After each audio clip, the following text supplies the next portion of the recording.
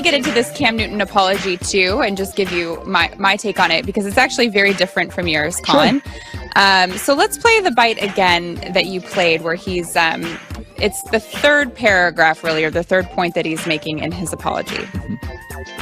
I'm a father to two beautiful daughters, and at their age, I try to instill in them that they can do and be anything that they want to be. And the fact that during this whole process, I've already lost sponsors and countless fans, I realized that the joke is really on me. He also goes on to say, which in the video, I think it shows a little more about how he's feeling about it. To the reporters, to the journalists, to the moms, to the super moms, to the daughters, the sisters and women all around the world, I sincerely apologize and hope that you can find the kindness in your heart to forgive me. So you were saying that you had an issue that he pointed out his sponsors first, or that this only came because his sponsors started dropping him. And I'll say two things to that.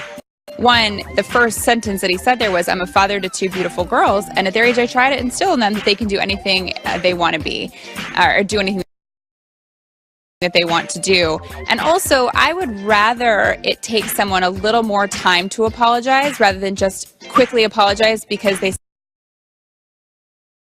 someone said that they have to. If you want to take the time to think about it, and get some opinions, maybe listen to people, see how it landed for people, and then develop an apology, I think sometimes it can mean a little more. No one except for Cam in this situation knows how authentic it was and if he really does regret it, but he did apologize, so I'm going to give him the benefit of the doubt. That was a very thoughtful apology, in my opinion. It was long, it was on a video, it wasn't released. Actually, when I saw it at first, I just saw the words and I thought, oh, he released a statement which could be written by PR. This was a video. It was him.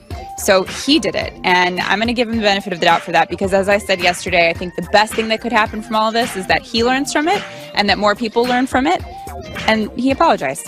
That's fine. I've just seen like 7 years of ego and immaturity, so I'm less willing to give him the benefit of the doubt. But he did apologize. Yeah, but you know what? Not everyone grows up at the same pace. That's very true. And there are plenty of grown-ups who are very successful, as I said yesterday, who still don't believe that women have any place in this workplace, in the football, in being a reporter. So I'm for it. And also, he has a really good relationship with his mom, which I looked into a little bit. When he said super moms, it seemed like that stuck out to him a lot. And his mom has been a really big influence on his football career. So I'm going to take it. Also, Derek Carr practiced with the Raiders. Even though he has a fracture in his back, he participated in all of the stretching drills, took several snaps, and even threw passes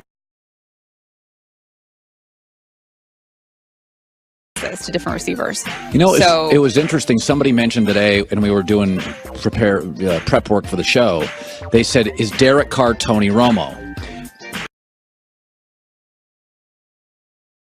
In college, comes into the NFL, and you're like, holy moly, he's kind of magic. He's got... And then all of a sudden he starts getting like back injuries, second big injury.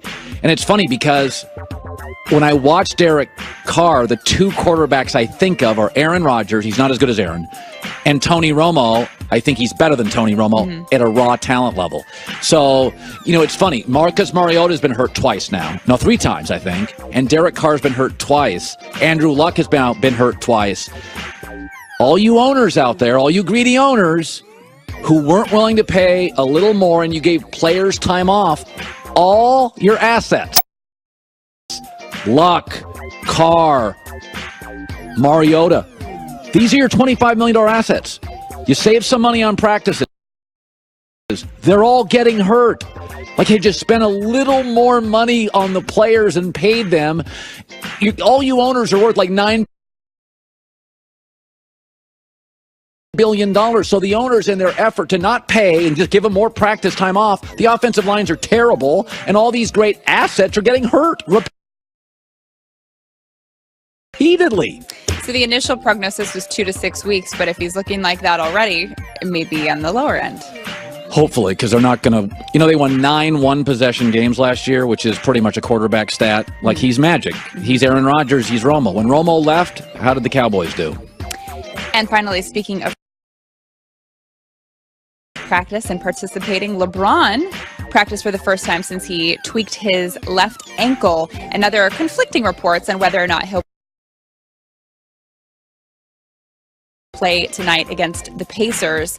This is sounding to me like last year. Remember, he missed 3 of 6 preseason games last year, and he was saying that it was Coach Lou's decision to just sit him out for a while. Yeah. Doesn't really enjoy playing in the preseason. Yes. No question. I'm not saying he's not hurt, but I'm not saying he doesn't want to practice either. I mean, Tom Brady doesn't want to. I mean, listen, I don't blame these veteran football, basketball players for saying, okay, it's my 17th year in the league. I don't want to play exhibitions. I don't want to. I really listen, man. I even the skipping the TV thing. You and I are a little on different sides. I don't love guys skipping games, but we all said, LeBron, you didn't win championships. None of it matters. So then LeBron's like, okay, you're right. I need to stay rested for the playoffs. And then we crush him. It's like, the bottom line, these games in the first half of the season don't mean anything to LeBron. They don't mean anything. Yeah, I agree. I don't think he has to do the whole preseason, but he is the leader of the team, so I think you